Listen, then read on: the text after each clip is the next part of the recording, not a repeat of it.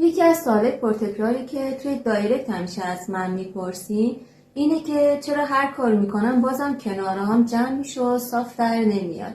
بیا یه ترفندی رو بهت بگم که دیگه این مشکل برات حل کنه.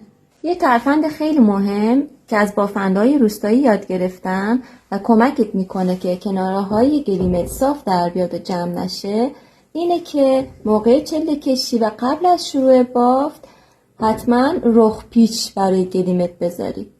وقتی چله کشی رو کامل کردیم و فاصله ها رو تنظیم کردیم، یه کار دیگه هم باید انجام بدیم برای کناره های دارمون که در واقع میایم رخ پیچ یا یه حاشیه به صورت جداگونه برای چله‌مون قرار میدیم. برای این کار از نخ چله استفاده میکنیم. این نخ رو به اندازه بلندی دارمون در نظر میگیریم به اضافه 10 الی 15 سانت بلندتر که آخر کار جا برای گره زدن داشته باشیم.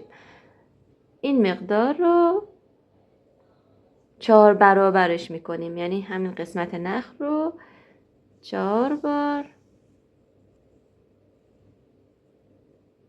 تا میزنیم و قیچی میکنیم.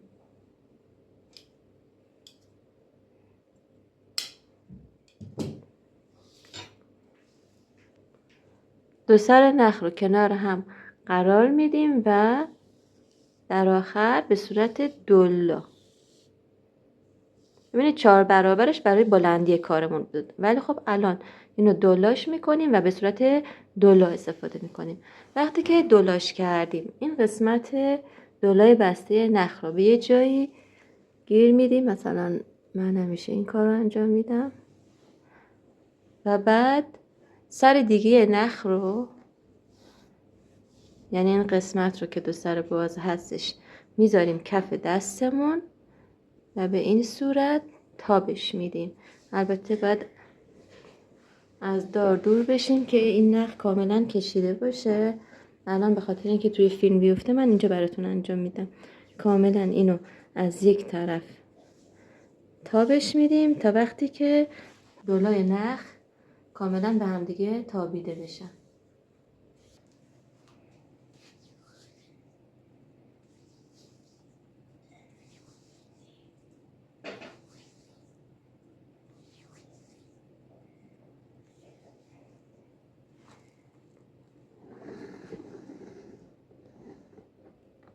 وقتی که کاملا به هم تابیده شدن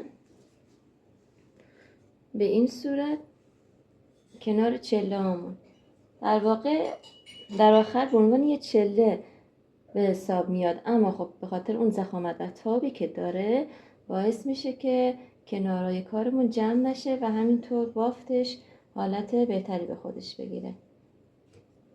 خب ببینید این قسمت رو گذاشتم بالا و این دو سر که باز هست رو از پایین خیلی محکم باید گره بزنیم، حتی محکمتر از بقیه چله‌هامون باید باشه. تا جایی که میتونیم نخ رو میکشیم که بهش عنوان شل نباشه.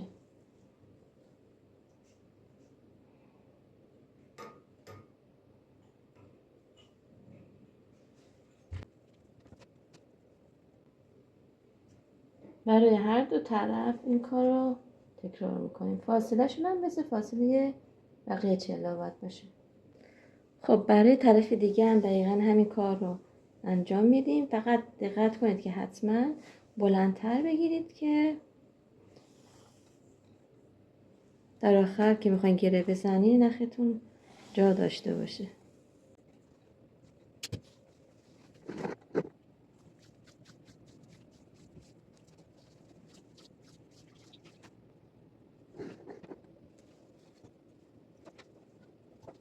یه نیم دور میله پایین میپیچم که بتونم گرهشو محکم بزنم هر دو تاشو.